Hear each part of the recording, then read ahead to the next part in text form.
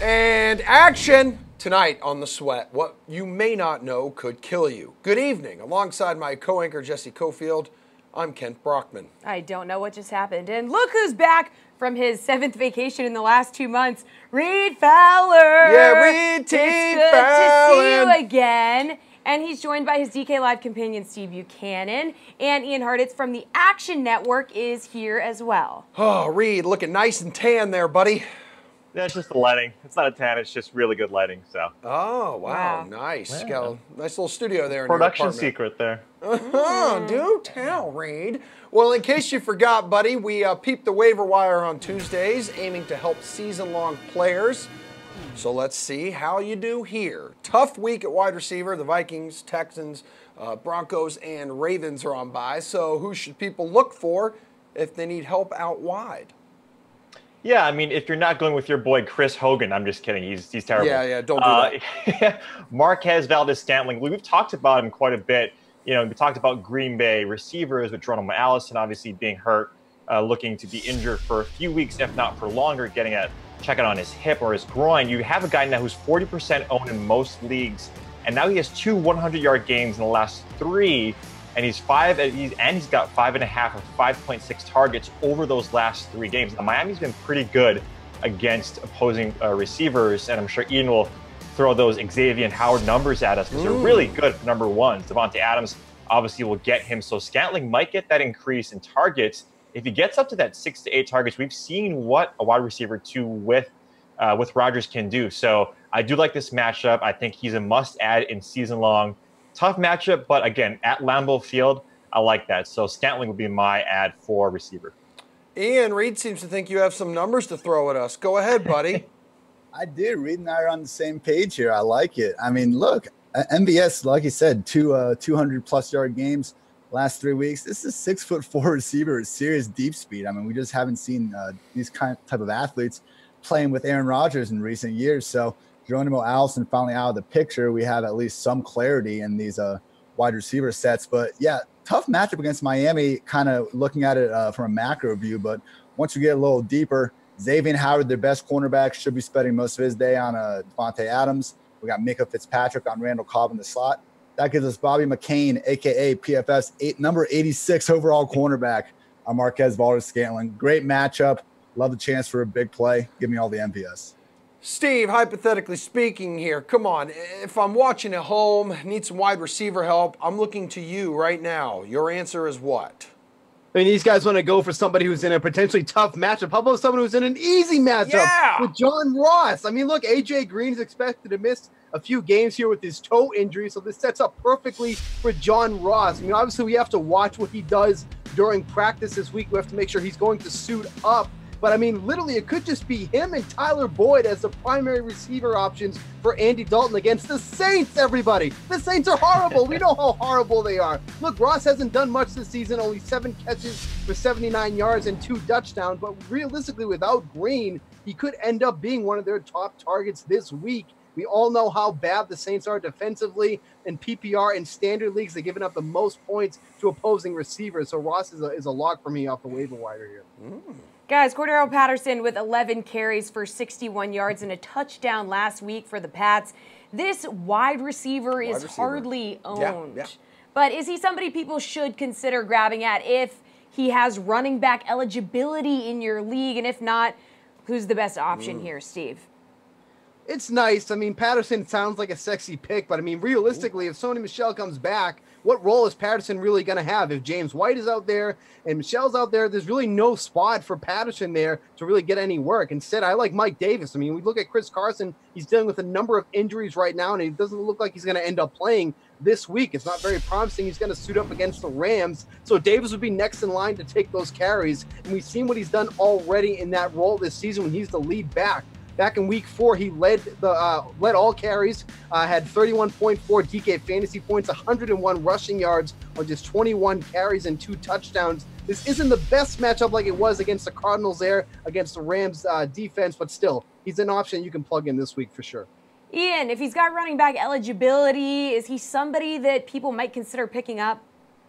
He's got more than just eligibility. Cordero Patterson is a running back, everyone. It's been staring us in the face for 4 or 5 years. It's not our fault the Vikings and Raiders couldn't figure it out. But nah, I mean, it was a nice little stretch here. But it's once Sony Michel gets back, I'm sure we'll see Cordero back in his 3 to 5 touch per game role. I'm looking at Eli McGuire with the Jets. We saw Bilal Powell hit IR 2 weeks ago, and last week was McGuire's first game back from IR, coming off that foot injury. Stepped right in, outsnapped Isaiah Crowell 36-23, had 6 carries and 5 targets. Look, the Bills defense has been pretty dang good this year, but they've been better against the pass. Tremaine Edmonds, their first-round linebacker, missed the last game with a concussion, so a little bit weak in the front 7. I like Eli, maybe not the rest of the season, but as a home favorite against the Bills, why not? Reed, nobody wants to take a chance on Patterson. Are you going to maybe do it? Yeah, no, he is. He's not. No, I mean, you can't, yes, like Steve said, and I'm glad Steve is healthy because we had a temperate Steve last week, so I'm glad he's back on the mend. That's really what I'm looking forward to here. But these guys, Elijah McGuire, a lot of these guys too, right? You're looking at the spot starts to cover these buys and potentially rest of the season. So Duke Johnson is someone that I'm looking at. He's 49% owned. We saw him get 9 targets and catch all 9 of those targets, right? Greg Williams is probably thinking to himself, look, my second best receiver is probably Duke Johnson in terms of what he can do. He saw 49% of those snaps. So in terms of what that matchup is for next week, you have Atlanta. We've seen what Atlanta has given up to pass-catching running backs. Duke Johnson is that guy. He is the epitome of the pass-catching running back, where all of these other teams are trying to find a Duke Johnson-like player. So yes, he's not going to line up in the slot because that's Jarvis Landry's spot, but we've seen Jarvis go out wide. And so Duke Johnson fits in perfectly in that spot for this week in terms of buys. But take a look at other guys like Ito Smith. We talked about him in the waiver wire. He's a red zone option for Atlanta on the other side. But then also Spencer Ware. Spencer Ware has seen double-digit points in the last 2 games, and he's only seeing, minimal amount of attempts. That's how good Kansas City's offense is. So if you want some flyers, some precautionary picks or, some of these picks that might have some value later, those are some other guys that I like. Reed just gave every person on the wire. Yeah, speak of everybody. Well, covering all his bases. Yes, it is. It's good to have him back. Let him shine here. Let him shine, Steve. Hey, Benjamin Watson of the Saints is still available in most leagues. Ian, is this a dude? Is he a good option at tight end if you need one? Or who else do you like here? He's had, at least 15 DK fantasy points in 2 of his last 3 games? I think Watson's fine. I mean, it's always good to have just guys that are a part of these explosive offenses, but I don't think Watson's really a guy that Saints are ever going to actively try to scheme the ball to. The guy that will get that from his offense is Jack Doyle. I was surprised to see. I mean, he was at 40% not owned, and I'm only 40% owned in ESPN leagues. And maybe it's because the Colts had this last week bye, but I mean, look, he just came back week 7 for the first time since very early in the season, outsnapped Eric Ebron 57-17 and out-targeted him 7-3. I mean, this was last year's PPR tight end 7 with Jacoby freaking Brissett under center. Now we got Andrew Luck back, and it looks like, Ebron's going to get his 15 snaps a game, probably more so in the slot anyway. So, I mean, Doyle's locked in there in Indy. If he's available, pick him up, and he might give you tight end 1 production the rest of the year, not even just this week.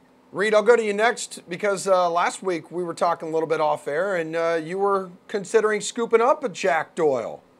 Yeah, you got to. I mean, even though these guys roll out like 4 or 5 tight ends in a game where you potentially don't know who the tight end that catches a touchdown, Jack Doyle is the clear number 1. We saw it where he was out for 5 weeks and then goes back in and sees 80+% of the snaps, like Ian mentioned. 7 targets, right? The first week he saw 10 targets. So he clearly is Andrew Luck's number 1 guy. If T.Y. Hilton is double covered for whatever reason, he is the number 1 guy in those short routes. We talked about ad nauseum in terms of how many times Andrew Luck is going to pass and him breaking the record in terms of most pass attempts. So if he's on the waiver, and like Ian said, 40%, holding on to this guy through the bye could get you a tight end 1 at a position that is completely dry or void of any value this season. So scoop him up. But Ben Watson is the other guy. Like, I just picked him up just now to play defense against the guys that I'm playing against in my season long. But even then, right, like, he's got a plus matchup. His floor could give you 0, but he's in the Saints offense that we just saw against a Rams team do really well. So Ben Watson would be my number 1, but Jack Doyle needs to be scooped up. Okay. Steve, your thoughts on Ben Watson, and do you like maybe someone else not named Jack Doyle? I mean, honestly, if Jack Doyle is still available in your leagues, please DM me on Twitter. I'd like to join your league next year. I still so under-owned at this point. But no, I like Watson. I think he's in a great matchup this week against the Bengals. When you think about the poster boy defense against tight ends, the Bengals are not number 1, they're not number 2, they're all the way near the bottom. I mean, they've allowed the 4th most fantasy points in standard leagues, the 2nd most in PPR, and we've seen tight ends score in 5 of their 8 games against them this season. You know, Watson's a little more touchdown reliant. It really ends up for him to really end up having a good week. Doesn't get peppered with targets or anything that as much, but Breeze has been looking at him in the red zone. He has gotten a few touchdowns on the season. In a matchup like this, there's absolutely no reason why Watson can't have a decent game if you need to fill a spot there. So I like Watson in that spot. All right, guys, what about if you're streaming defenses? Which team looks like the best option? We'll let you go first here, Reed. Yeah, it's going to be Green Bay for me. If you just look at the DVOA stats in terms of sacks and then sacks given up, like Green Bay is number 2 in terms of getting pressure and getting sacks on opposing quarterbacks. And in terms of offensive line, Miami's 23rd. And so when you look at them going to Lambeau Field, Brock Osweiler, Ryan Tannehill, whoever's under center for Miami, is going to be in a world of hurt. Green Bay is probably most likely on your waiver wire. Someone might have picked him up in some spots in terms of plus matchups, but this defensive line, these linebackers are doing a lot better. And Blake Martinez, thank God, is healthy because he is the centerpiece in that defense. So Green Bay would be my streaming option. Steve, who strikes your fancy here? Reed, coming back from vacation, being lazy, just taking my picks and everything. But look, I mean, it's going up against Brock Osweiler. I mean, other than when he came back mid-game and marched the Dolphins down to win in overtime against the Bears, he's just been declining every single game since. He's only completed 59% of his passes over the last 2 games, 0 touchdowns in that span. Let's not forget, he's been sacked 10 times since starting the game fully in Week 7 against the Lions, against the Jets, and the Texans. 10 times. And now you have the Packers coming in. It's just going to be a brutal game for Osweiler. Packers, absolutely. But thank you, Reed, for reading my notes. Ian, did you maybe not read Steve's notes? I got some other defenses. Quick credit to the Packers, though. I mean, Yair Alexander, Josh Jackson, those young corners they've got really changed that secondary around fast. Other defense I'm looking at, the Jets, Jets. What? I mean, look, when there's just a small chance that you can face Nathan Peterman in a given week, you got to take it. And, like, your worst-case scenario is Josh Allen or Derek Anderson on the center. And the Bills haven't scored more than 13 points in a game since that miracle in Minnesota back in Week 3. So, you know, I'm not really expecting that to change anytime soon. Another defense to keep an eye on, Tampa Bay Buccaneers. Yes, they've been basically the league's worst defense this year. This is more DraftKings at 2,000, but this Redskins offensive line, left tackle Trent Williams, he's out for a month. They lost both their starting guards last week, and their right tackle Morgan Moses is questionable. So anytime you can face those type of guys after Alex Smith, you know, just had probably his best game this season, he's only going down. I'll take my chances, but that's all I got.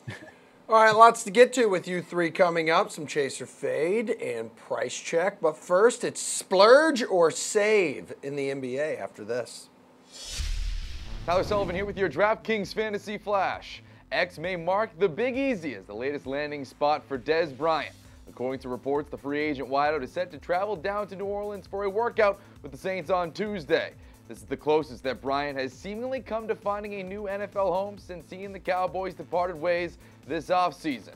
While Bryant may not be the same player that he once was, he did play all 16 regular season games for Dallas last season, caught 69 passes for 838 yards and 6 touchdowns. New Orleans may be one of the most prolific offenses in the NFL, but they could use Bryant's services to help ease the load off a couple of their stars. Out of their 215 total catches as a team, over half of them have been either Michael Thomas or Alvin Kamara. Tight end Benjamin Watson is the only other Saints pass catcher to have over 20 receptions on the year, so there does seem to be a need for them to add some more depth in that receiving unit. Time to get your head in the game. We're talking basketball with DK Live's Greg Ehrenberg and RotoWire's Nick Whalen. All right, specifically, who's worth making it rain and who you should maybe save on? AKA Splurge or Save. Precisely. Wow. Now, the priciest point guard on the slate tonight, that's Damian Lillard, 9.6 against the Bucks, or you could decide to go a little cheaper with Luka Doncic, who's only 7,700 facing the Wizards. Nick, you splurging or saving here? I'm going to save here to start. Give me Luka Doncic. Good way to save a little cash, maybe to get Giannis, maybe to get Devin Booker in your lineup tonight. Lillard's coming off a bit of a rough game against Minnesota the other night, whereas Doncic has been about as steady as you could expect from a rookie, especially a rookie that's entrusted with as much responsibility as he's been. He hasn't dipped below 4 assists or 5 rebounds in his last 5 games. He's taken at least 6 threes in all but 1 game thus far, which bodes really well to keep his scoring totals high. And he gets a really good matchup against a very, very bad Wizards team that plays quickly and really has not shown any interest in playing defense so far. Larry Lemon, splurge or save? Well, first, shout out to Steve Buchanan from the last segment, because I needed a wide receiver in one of my leagues, and I just went and put in a waiver claim on John Ross. So big props to the weatherman for his work there. He's going to hate you for that. In terms of this segment, I don't really love Lillard or Doncic, so I'm going to pivot a little bit with a different rookie, and that's Trae Young at 7,300. 35.2% usage rating with Taurean Prince off the floor this year. There's a pretty large spread in that game, except we look at what Trae Young's done this year. He's played in game situations regardless of the point spread at the end of the game. So even if it's a blowout, I think we're going to see Trae Young in there. I like him a lot at 7,300. All right, guys, at shooting guard, the top option is Devin Booker at 8,200 against the Nets. Or you could go cheaper with D'Angelo Russell at 6,000. So, Greg, would you rather spend that extra kashish on Booker, or are you going to save it with Russell? Well, I'll stick to the script this time, and I'll pick one of the guys you actually have asked me about. Thank you so much. Devin Booker for this one. I think he offers a lot of security against the Nets. He scored at least 34 DK fantasy points in every single game so far this year. A lot of times with Suns games, we will see a little bit of blowout risk, but not the case because they're playing another fairly poor basketball team, only a 2-point spread. I think Booker is one of the better cash game plays tonight. Nick, what do you think? I mean, Russell has led the team, the Nets, in scoring in almost every game this season. Would you want to save the money, or are you going to splurge? No, I'm on the same page as Greg here. I'm going to go with Booker. Russell had a couple of strong games early on, but he's been wildly inconsistent lately, really struggling with his three-point shot. You're going to have to pay up for Booker, of course, but I'm okay. Given what he's given you in scoring, he's right around 25 points per game. That's what we expected. But this season, he's come back a much better assist guy. They have Isaiah Cannon. They have Elie Okobo. They've kind of plug and played some guys at point guarded, but it's really been Booker who's been the primary playmaker, at least 7 assists in I think almost every game so far this season. And he's coming off of his quote-unquote worst game of the season on Sunday. Still had 25 points, 7 assists. Didn't have any rebounds in that game. The Nets are an improved team, but this still is not a very good defense. Give me Booker tonight. All right, at small forward, our highest priced player is going to cost you lots of kashish. It's the Greek Freak. $12,600 in a game against the Blazers, or you could save a boatload of money and roster Karis LeVert for only $7,200. Nick, splurge or save time. Take your pick. Well, our office here is about an hour and 10 minutes from Milwaukee, so I think I'm legally and geographically obligated to go with Giannis. I know he's $3,000 more expensive than anyone else on the slate. His price is almost $1,000 higher than it's been at any point this season, coming off of that 26-point, 15 rebound, 11 assist, triple-double in just 30 minutes on Sunday. He took only 11 shots in that game, got to 68 DraftKings points against a bad Kings team.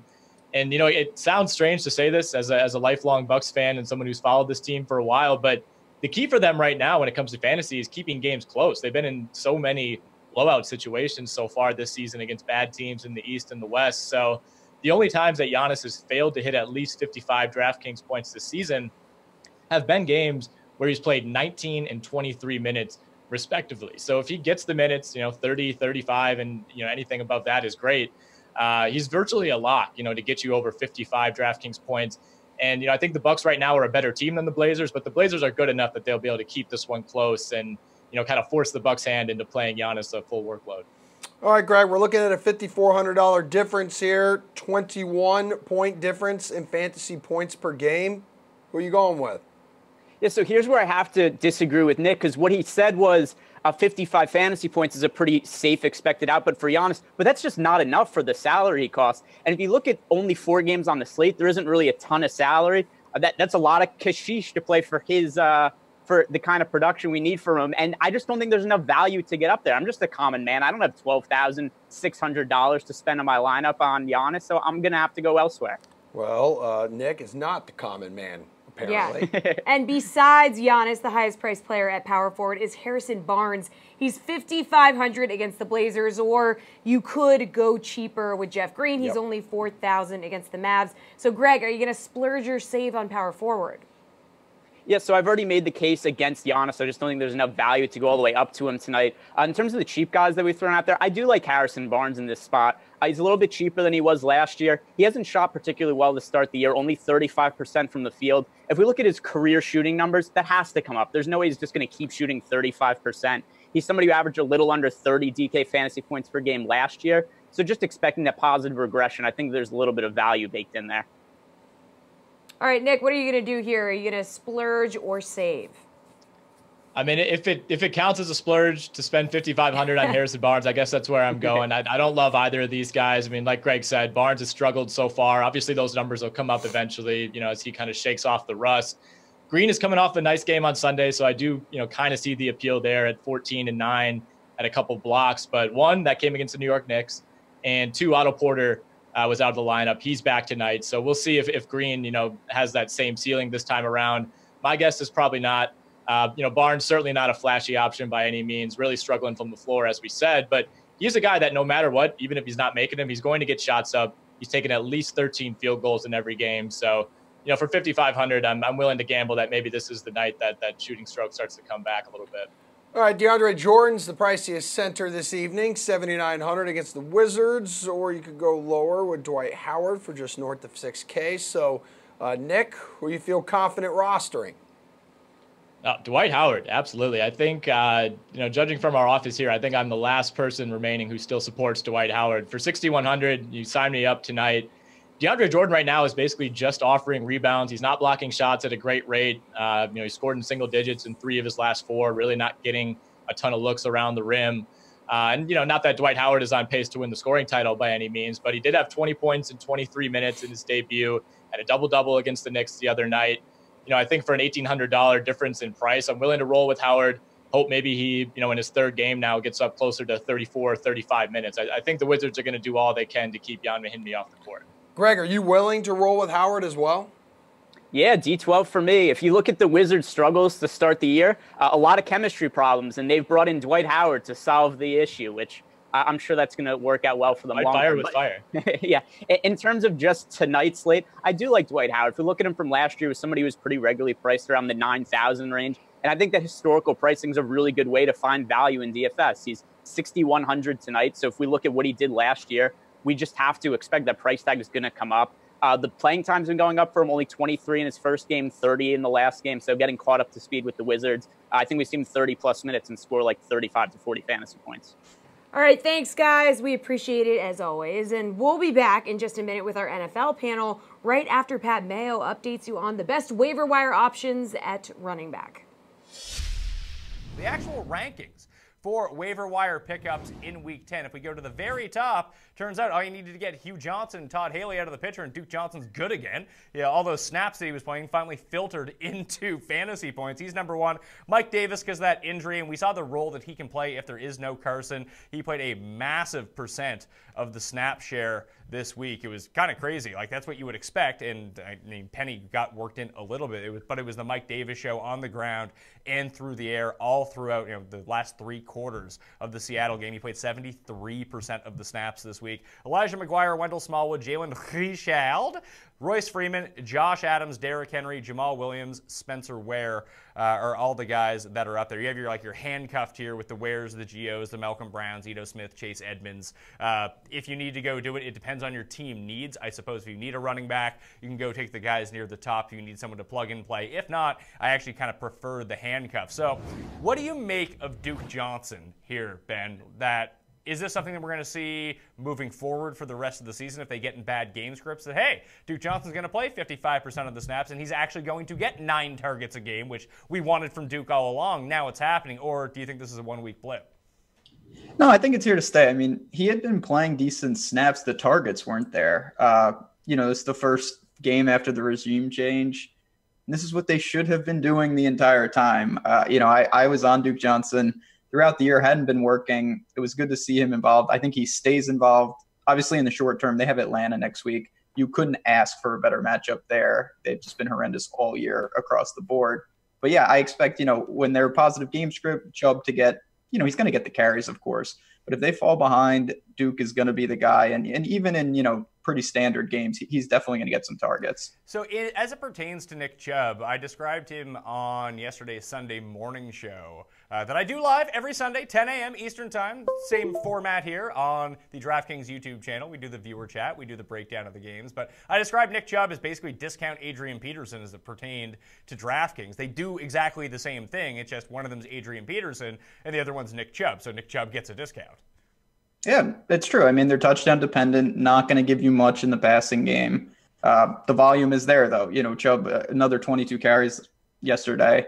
That's exciting, but it was Duke Johnson's long overdue to be an integral part of that offense. They need him on the field. He's obviously an asset, as you saw, and I expect that moving forward. All right, we're ready, people. Ready to dive back into football with our DK Live duo. Reed Fowler, Steve Buchanan, plus Ian Harditz of the Action Network. Download the Action app right now. Yeah, gentlemen, we're playing Chase or Fade, Week 10 Spreads Edition. So are you chasing or fading the following teams to cover the spread? So the Packers are heavy favorites on Sunday when the Dolphins come to town. Oof. Steve, are you chasing or fading Green Bay to cover the 9.5-point spread?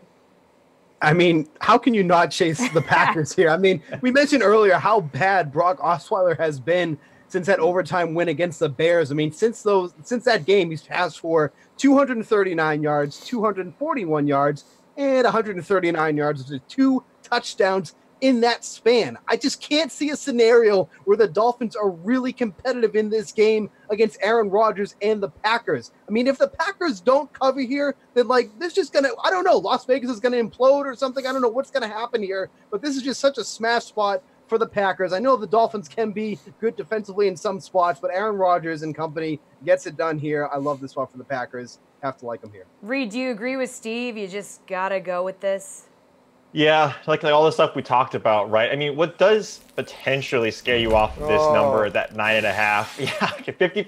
Miami does cover 55% of the time, and Green Bay is 3-5 against the spread. So just some numbers to keep in mind. But like Steve said, right, you have Miami coming into Lambeau, not just Miami, but Brock Osweiler coming into Lambeau against a Green Bay team that just lost, right? In terms of not handily, but only put up 17 points. Not something that Aaron Rodgers particularly likes. So I don't think that Miami is going to be able to keep up with these guys. We might see an Aaron Jones in terms of Miami being bad against the run. Like Steve mentioned, these guys, Miami is good in some spots, but they're not going to be able to keep up with Rodgers. So I'm gonna chase this. Chasing it 2 for 3. What do you think, Ian? 3 for 3. Come on, Rodgers was awesome. Yeah. Ice cold take. Yeah. I mean, look. I mean, this Dolphins offense is not very good, even at full strength. I mean, they could also be down there starting a left tackle, Laramie Tunzel, and right tackle, Juwan James, against that pretty solid Packers pass rush. I actually did try to dig deep and find a maybe contrarian Dolphins angle, but I mean, the Packers are 29, 19, and 3 against the spread when favored by a touchdown or more at home since Rodgers took over in 2008. So, Rodgers kills it at Lambeau. Just, I'm riding it. Yeah, digging deep sounds exhausting and sounds like work, which we're not fans of. The Patriots head to Tennessee this week to play the Titans, who are coming off a nice win over Dallas less than 24 hours ago. Mr. Harditz, chase or fade the Pats to cover 6.5-point spread. I'm going to fade this one. I think it's actually a decent matchup for the Titans. Look, we've seen Deion Lewis really take over that backfield over these last 2 weeks, and I do think he is the exact type of player we've seen give the Patriots fits in the pass game. I mean, Kareem Hunt, Tariq Cohen, these guys are just way too fast for the Patriots' older linebackers, and Patriots know better than anybody that Deion Lewis can be that guy in this revenge game. So, I mean, 6 of the Titans' 8 games this year have been one-score contests. They have the league's #1 scoring defense. I mean, I don't think Mariota is going to play as well as he did Monday night every week moving forward, but I can definitely see the Titans keeping this game close, and keep an eye on Tom Brady's splits here in November, December. In the past, he has, he's always Tom Brady. He's always awesome, but hasn't been quite his usual all-pro self once the season really gets to the second half. Reed Muffin, it's a 6.5-point spread. Chase or fade the Pats to cover. I'm going to chase this. I think they're going to cover. The line moved to 7 just recently, so a lot of early money obviously is on the Pats. I'm sure sharp money is waiting to see what Sony Michel, like he's going to play most likely. He was close to playing last week against Green Bay, but he should still be in. But to Ian's point, right, New England is 2-2 on the road, and they're only covering, or their margin of victory is only 1.6 against the spread. So this could really go either way. But when you talk about Brady, when you talk about Bill Belichick going against Vrabel and some of these guys like Deion Lewis, you have Stephon Gilmore, who is a shutdown cornerback. I think they're going to temper a lot of the weapons that Tennessee has. And we've seen Tennessee basically not show up. We've seen them show up in this last spot against Dallas, but we've seen what Dallas, the issues that they're having in terms of their coaching, in terms of their personnel, so on and so forth. So I do like Brady, and I do like the Patriots in this spot to cover that 6.5, now 7 on the road. Steven, what's your gut telling you? I think they cover here, but I think it's going to be a close game. I mean, the Titans have just been good defensively all around, and this is not a game where the Patriots are going to beat them on the ground. They're going to have to beat them through the air.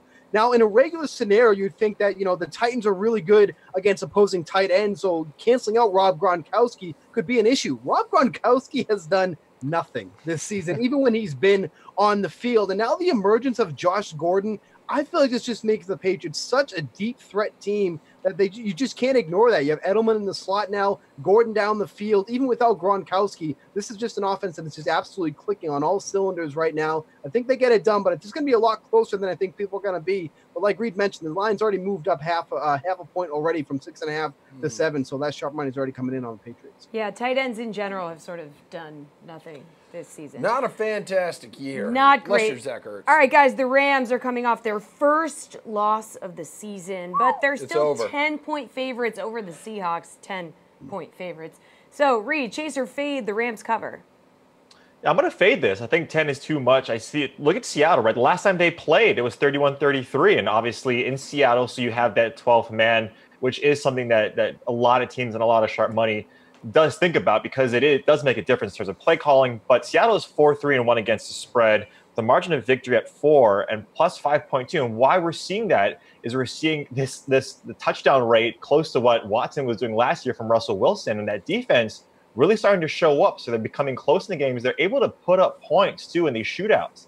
We don't think that a run-first team like Seattle is able to put up points, but Russell Wilson is throwing 3 touchdowns on 16 attempts and is really moving the ball downfield. This defense is really showing up. Now, look, the Rams, they're going to win. They're probably going to win this game, but 10 points, I think it's going to be closer to a 6 or 7 point game. So I'm going to say fade that they're going to cover and take the Seahawks. Steve, is 10 points too much for you? I mean, look, the Rams are coming off a loss, but it's not because of lack of offense. I mean, that's for sure. I mean, even in the loss, Goff still passed for 391 yards with 3 touchdowns and 33.3 DK fantasy points. I mean, that's one hell of a loss that you can take there. And look, the defense defensively, they've looked pretty sloppy lately. If you looked over the past couple weeks, they've just made some just unbearable mistakes that shouldn't be made right now. And against the Rams, that's not a team that you want to make mistakes against. I think I really want to see more on who's going to be actually playing for the Seahawks to give a definitive answer on that, because I think that's going to make a difference. I'd like to see Carson in there over Davis if I had to choose between the two. So for now, I will say that the Rams will cover, but I think this is something that we can look at again later in the week. One chase, one fade. Ian, Los Angeles covers the 10-point spread versus Seattle. Chase or fade? You're the tiebreaker. Taking Seahawks plus 10 here. I mean, I'm with Steve. We got to see how some of these injuries work out. Bradley McDougall, they're a really good safety who's been taken over for Earl Thomas, also banged up. But I think it's worth remembering. I think we got caught up in the Rams being 8-0. Why wouldn't we? But this defense really hasn't been as good as I think we kind of thought they would be after they made all those high-price offseason acquisitions.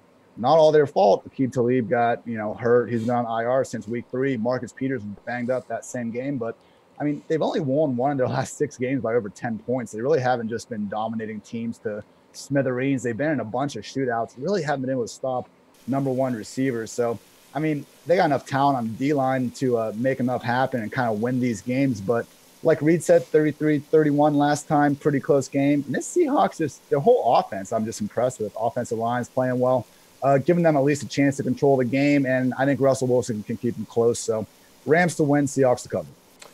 And getting the sweater meter moving, that's not ideal for ice, and that's where we're going next. Tyler Sullivan here with your DraftKings Fantasy Flash. The Oklahoma City Thunder can breathe a sigh of relief after seeing star Russell Westbrook leave Monday's matchup with the Pelicans. The point guard squared up with Anthony Davis, trying to rip down a rebound in the third quarter, fell down awkwardly, and after being noticeably in pain on the ground, Westbrook limped to the locker room and was out for the remainder of the contest. X-rays done on Westbrook's ankle have come back negative, and the team is calling it simply a sprained ankle. The Thunder don't play until Wednesday when they take on the Cavs, so Westbrook's status for that game is at least worth keeping an eye on.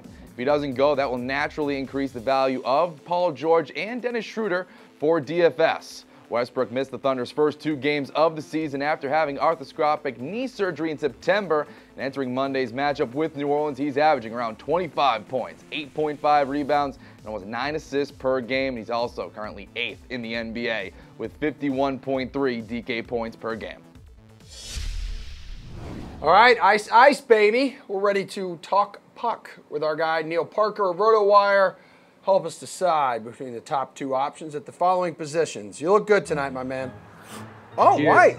Nice. Animation right there. All right. Is this the first time we rolled that? I can't remember. Yeah, very cool. Very cool. Nice job back there, Billy. We don't see any of that before it happens on the screen. So let's look at centerman. Connor McDavid against the Lightning will cost you $8,000, and John Tavares against the Golden Knights will cost you $7,500. So do you want to pay down for Tavares, or are you going to pay up? Well, let's start with McDavid. Sports an 8-game point streak, 6 goals, 5 assists, 33 shots, boasts an elite 3.61 points per 60 minutes over the past 3 seasons. Pretty high floor, pretty good player. Tavares, he's bouncing back from a little bit of a mini slump. 2 tallies, 2 helpers, 11 shots for his past 2 outings, and he's clicked with Mitch Marner for 6.08 goals per 60 minutes. So I prefer Johnny Tavares in this situation, with the Tampa Bay Lightning being a stronger opponent than the Vegas Golden Knights. So also, just quick hit, this is Edmonton's 3rd road game in 4 nights. Oh, dude, you took the words right out of my mouth. All right, well, next up, dude, we got the Wings. Taylor Hall facing the Senators, priced at $7,600. But Timo Meier, just a smidge under that, 7.4, taking on the Wild. So, Neil, please help the people at home to decide who the heck to roster.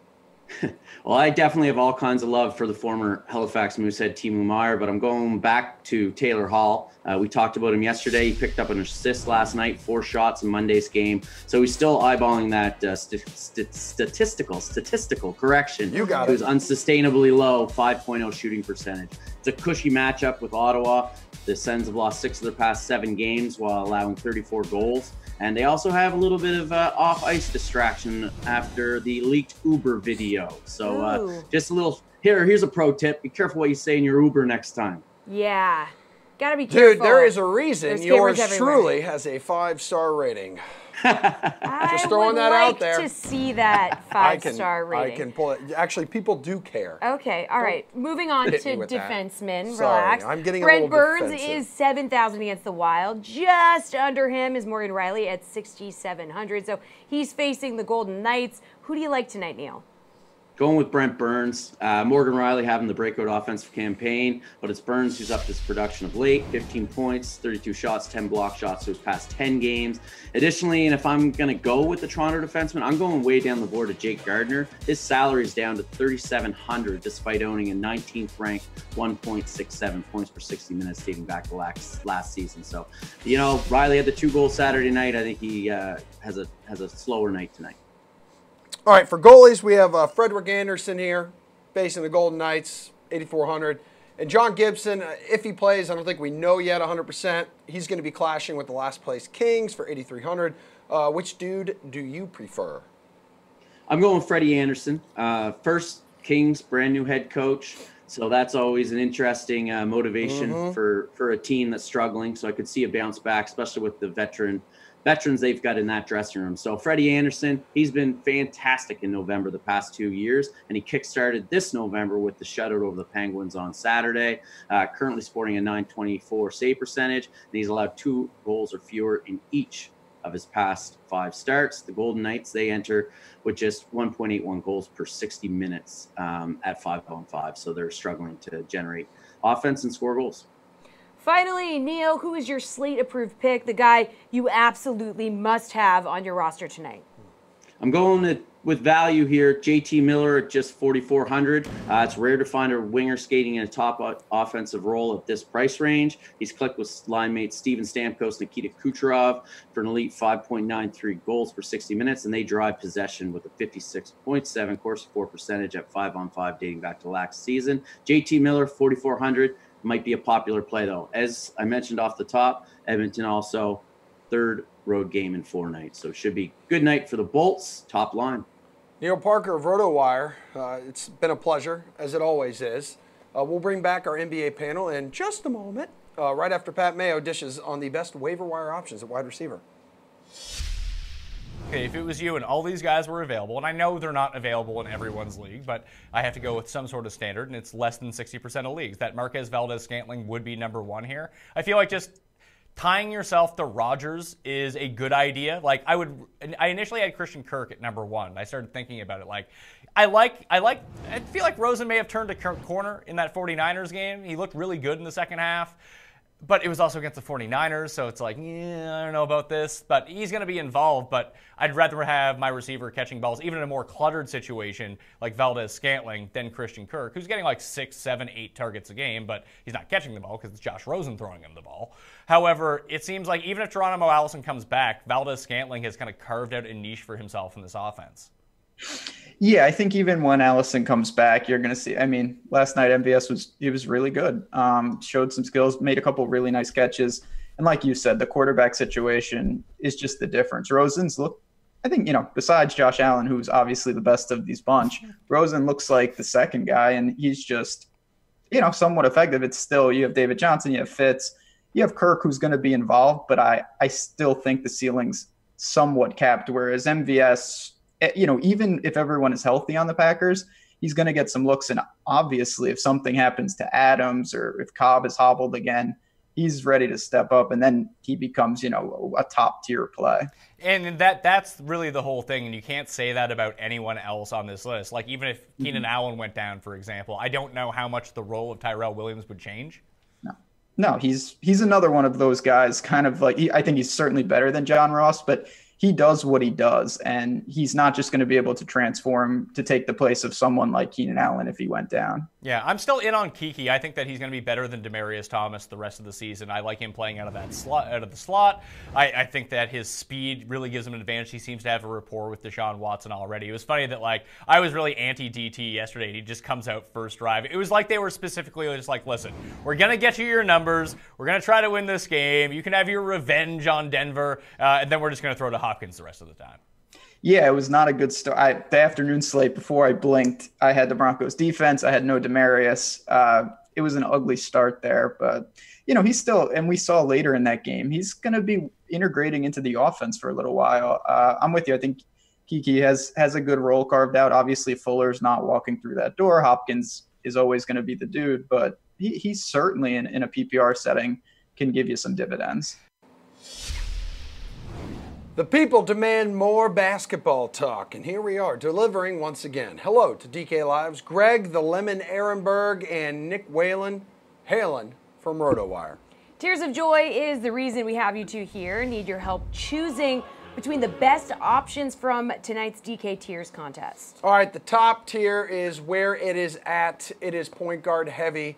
Who is your dude, Gregory? Yeah, another segment. Happy to be back in the limelight. If we look at tier 1 here, I think that Kemba Walker is really the guy to go at. He's scored at least 30 DK fantasy points in every game this year. Going off a little bit of narrative with Kemba is Trae Young's been excellent on offense so far in his rookie year, but defensively, I just don't see how he's going to ever be able to guard guys at the NBA level. He's too small. I don't think he's good enough of an athlete. We've seen guys like Dennis Smith Jr., who's struggled this year, just really destroy Trae Young when they've been matched up against him. So I really like Kemba Walker here. I think a ton of upside for him. All right, Nick, where are you going? Yeah, I pretty much had the exact same thought. I went with Devin Booker in the last segment, so, mix it up here and go with Walker. He's cooled off a little bit since that red-hot start, but he's still hitting a ton of threes, still taking a ton of threes as well, at least 7 attempts in every single game this series. He's taken double-digit threes in 5 games already. Hawks are one of the worst defensive teams overall this season, and they're also one of the worst teams running teams off of the three-point line. They're 7th worst defending the three in terms of percentage, and they're also 7th worst in terms of opponent's volume as well. So, like Greg said, Trae Young has impressed me. I was someone who was really, really low on him coming into the year. He's been great on offense, but I mean, whether the Hawks want to face it or not, it's going to become an issue, this season and beyond. I mean, he's basically Isaiah Thomas on defense, and I think that's something that Kemba Walker will be able to exploit tonight. All right, Tier 2 has guys like DeAndre Jordan, Bradley Beal, Trae Young, Chris Middleton. So take your pick, Nick. I'm going Chris Middleton. I like him a lot at this price at $7,000. He's coming off of a couple, iffy games against Boston and Sacramento, but I think he can bounce back against a Blazers team that really doesn't have a great defensive backcourt. They'll also be without Mo Harkless, one of their more versatile perimeter guys. And the nice thing with Middleton right now is even though that scoring has waned a little bit, he's still been good for 4 or 5 assists, still been good for 4 or 5 rebounds on most nights. And he does have at least 1 steal in every single game thus far. But speaking of scoring, Middleton has gone 5 straight games now without getting to 20 points, which since he basically became the Chris Middleton we know today is fairly unprecedented. Last season, he never went more than 3 games in a row without a 20-point game, and that only happened twice in 89 games, including playoffs. So I think he's due for a breakout here in the very near future. Greg, what say you? Yeah, so I might be sour on Trae Young's defense, but if we look at his offense this year, he's been fantastic. He's really scoring well on the offensive side of the game. It's just the defense where he struggles. And the key to his game tonight is that Taurean Prince is out. With Prince off the court, Trae Young has been one of the only playmakers for the Hawks offense. 34.2% usage rating with Prince off the floor, scoring about 0.3 more fantasy points per minute without Prince on the court. That seems like not that much, but when you add that up over 35-plus minutes, it's a lot of extra production. Oh, you're just the zest, Greg. Well, after Tier 2 comes Tier 3. Imagine that. Who's the best option here, bud? Yeah, so for me, it's going to be Karis LeVert, at least 34 DK fantasy points in 5 of his last 6 games. If it wasn't for what Zach LaVine has done so far this year, to me, Karis LeVert would probably be a shoo-in for most improved player through the, 1/8 point way through the season. But if we look at also the matchup against the Suns, it's as good as a matchup could possibly be. The Suns have been the worst defense in NBA by defensive efficiency over the last couple of years. And paired with that, they play at one of the fastest paces. So that's like as good of a combination you could possibly have for DFS production. Fast pace, bad defense. Nick, who you squeezing out of Tier 3?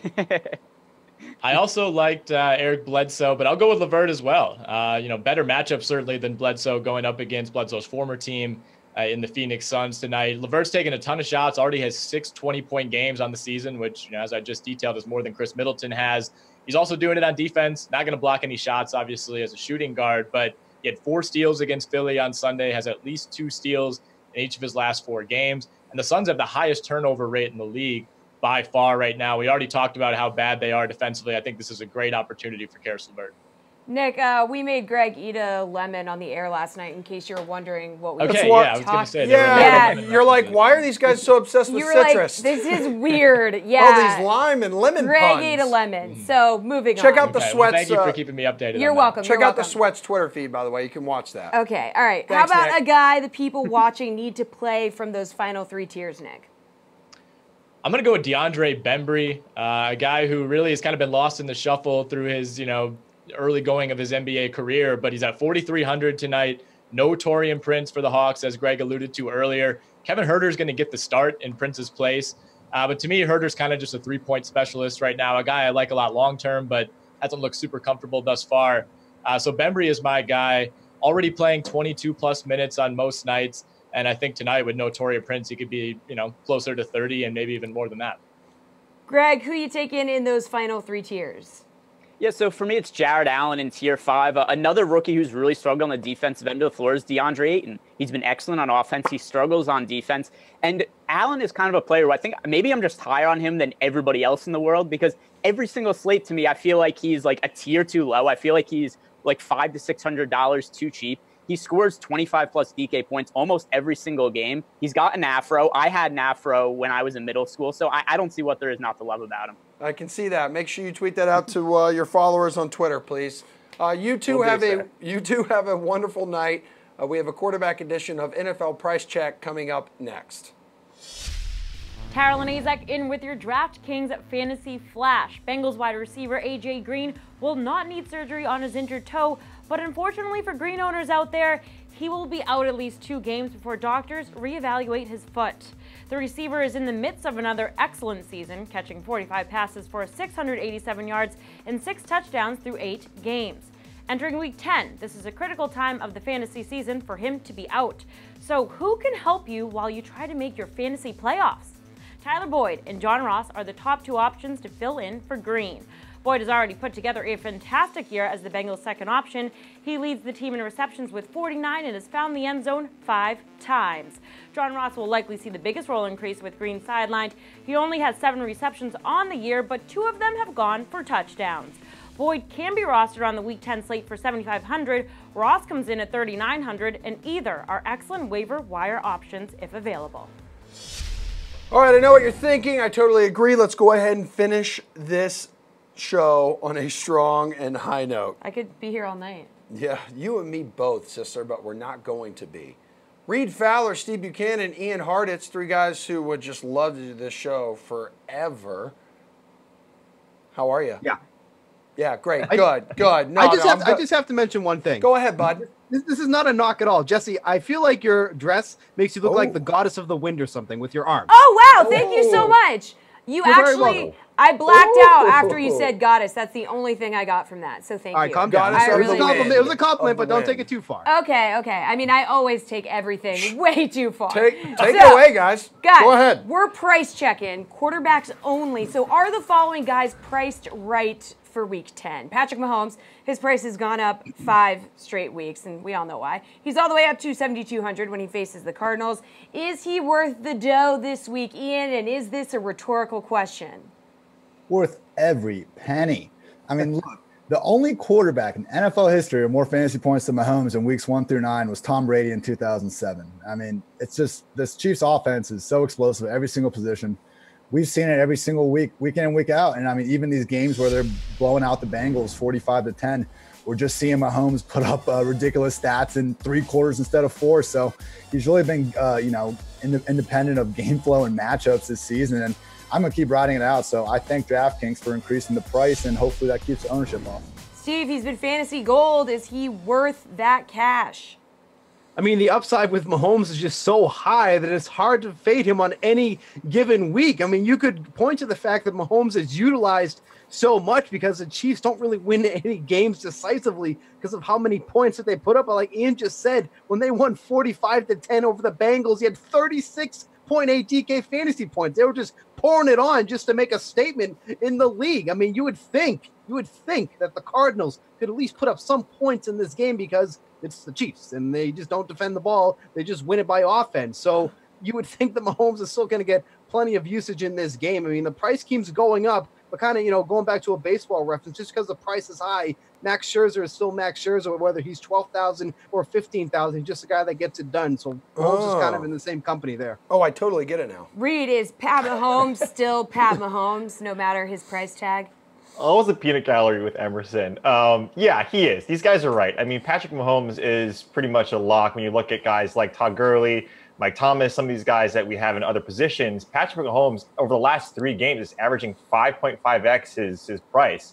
So when you look at that, it doesn't really matter, really, when the price goes up this much. And Ian hit the nail on the head. The higher the price, the lower the ownership, right? They see that top price guy. People might be off with him, but Arizona might, if you just look on paper, might not be really good for opposing quarterbacks, but it's because that running backs can really trounce all over Arizona. This team is not going to be able to stop Patrick Mahomes, Kareem Hunt, and really the emergence of Kareem Hunt during this stretch. Andy Reid has probably figured something out that Kareem Hunt is really good, but you still want to use this guy, making sure that the weapons that Mahomes has down the field, across the middle of the field, is open. So a credit to Patrick Mahomes, credit to Andy Reid. His offense is way too good. Price is fine. All right, from one Andy to another. This one with red hair. By the way, yesterday was National Red Head Day. From one Andy to an... Because he was talking about Andy Reid, and now we're going to Andy Dalton. Okay. You look at the prompter. I was thinking about the quarterback. All right, anywho, Andy Dalton could be a tempting play this week since he's facing that horrible Saints defense. How are we feeling about a $5,800 price tag, Steve? She's all flustered because I said goddess of the wind. So she is flustered. I know. I get it. Yeah. So honestly, I mean, you would like this matchup more if AJ Green was active, obviously. But, with that being said, he's still facing one of the worst defenses in the league. and he's the 9th most expensive quarterback on the slate. If I don't know if that's really a sentence. I mean, to his credit, he's tossed for multiple touchdowns in 6 of their 8 games this season while averaging 262 yards. You know, obviously we want to see if Ross is going to be a go in this one, because if Ross isn't in this one, I mean, then who's he going to throw to? I mean, Uzomah and Boyd? I mean, there's nothing wrong with that, but obviously you want some more weapons in that offense there. Nonetheless, Tyler Boyd's still a great option he can connect to here. I don't mind the price at all. It's one of the worst defenses in the league, so obviously something has to happen here, but obviously I'd like it more if Green was in this matchup. Reed, no AJ Green. How much would that impact your decision to roster this guy at $5,800? Yeah, just a little bit. I mean, if Green was in, if you look at Graham Barfield just tweeted out in terms of the usage of Green, 50%, you've seen 50% targets, the red zone, 35 across the middle. And that's really the money spot for receivers, right? Is across the middle, we see these defenses that are pretty susceptible. And then obviously in the red zone where you get the upside touchdown. So yes, you would like him, like Steve said, more if AJ Green was in this spot. I think you have guys that are at 6K with terms of Brady and Rivers that are a little more appealing in terms of matchup. But again, this defense is bad. Right, this pass defense is bad, and you're not going to rely on Mixon, because we just saw New Orleans really throttle down Todd Gurley, who was averaging 30-plus DK fantasy points, to really temper what they were able to do in terms of open up that run game when they played the Rams. And so the price is fine. You're not going to rely on Mixon. I think by default he's going to have to pass 30 to 35 times, so it's not a bad price. Just for me in terms of matchups right now, I'd rather go elsewhere. Would you rather go elsewhere as well, Ian? Yeah, absolutely. I think Andy Dalton is some of his offense's parts quarterback, and I think we've seen this throughout his entire career. He had that great season in 2015 with Marvin Jones and Mohamed Sanu involved. Then he falls off a cliff in 2016-17. We see him in weeks 1 through 4. Tyler Eifert, John Ross, everything's going great. Eifert goes, John Ross goes. All of a sudden, Dalton's yardage totals down. Now you want to take AJ Green away? No, I'm not okay with that. And then look. Are we positive how bad the Saints defense is? Because they've given up 30-plus points to the Buccaneers, the Falcons, and the Rams, 23 or fewer points to everyone else. So, I mean, they took a big step forward last season. I think we kind of maybe put a little too much into that kind of Buccaneers-Saints Week 1 shootout. Eli Apple, he's been bad in New York and everything, but him and Marshawn Lattimore, that's 2 top 15 overall cornerbacks. I mean, they got talent there. I don't think they're an above-average defense, but could they maybe not be a bottom 5 defense? Sure. All right, guys, Mitchell Trubisky's numbers suffered last week thanks to their gigantic lead over the Bills. He's only at 5,600 this week against the Lions. So is that price appealing to you, Reed? I mean, I don't mind it. Really where you want to see, or really where his upside is, right, is running the ball. And Detroit is pretty good against running quarterbacks. Again, the guys that they've played really don't have the talent that Trubisky has with his feet. But again, if I'm this slate, I'd rather pay up a little bit more for the guys that I spoke of in that last question. But someone that's below him, Dak Prescott, look, we saw him really not do much this past Monday night. And there's that play calling is just really throttled down. But you go up against a Philly defense that, again, we've talked about at nauseum, right? And Steve can back me up on this. If you have Jalen Mills or anyone behind Jalen Mills and the secondary in Philadelphia, you play against them, right? They're already banged up. They're already having issues in the secondary. So Dak Prescott in that high 4K range is someone that I'd rather pay down to than rely on Trubisky against a Detroit team the Detroit defense that's actually playing pretty well. So the price tag for me, again, I'd rather go up for those guys or pay down for Dak. Steve, 5,600, does that feel right to you? I don't know. Can 5,600 be expensive? Because that's what it feels like right here. I mean, nobody's logging on DraftKings and going, okay, where's Mitch? I really want to get him in this matchup against the Lions this week. I mean, it's just not going to happen. I don't see the upside at all against the Lions defense. That's a lot of opposing quarterbacks to throw over 300 yards only once this season. We've only seen 2 quarterbacks score over 20 DK fantasy points. Is Mitch going to do that this week? No. So 5,600 is just too expensive for me if you can even fathom that. But that's a hard no for me on Mitch. Ian, Steve is just like, no, thank you, way too expensive, 5,600. How do you feel about that price tag? Yeah, I'm definitely not touching them in cash. I see all the red flags, and I think the reason why the Lions have been good against rushing QBs is they play a lot of zones. So, when your defenders aren't chasing a man coverage, they can keep their heads looking at the line of scrimmage. But I do think there's a potential here for Trubisky to kind of get going. Look, I think, the Lions' best defensive player is Darius Slay, the #1 cornerback. He's going to erase Allen Robinson if he's able to suit up. Really don't even care about that, though, because we've seen Trubisky repeatedly go to Cohen and Burton for all his yards. I mean, the Bears have been able to really scheme open these tight ends and running backs throughout the year. And look, the Lions, they have added Damon Harrison. Ezekiel Ansah got back last week. Still a bottom 5 defense in overall DVOA and pass DVOA. So I'm still not giving them a ton of respect. And, you know, maybe I'm wrong for not doing that, but I'll have a little bit of Trubisky this week. Guys, that's a show. Hey, raise your hand if you voted. Election. Let's see it. Yeah. All right. Well done, everybody. Way to do your civic duty. Yep. It's your right. Yeah. As Americans. Wow. Getting kind of deep. I saw that Rufus had a sticker, though, which is your dog committed voter fraud. Yep. So that's not my problem. That's we should his. report that. Well, when your dog goes to jail, it will be your problem. This has been The Sweat. I'm Jessie. He's Emerson. See you tomorrow at 6.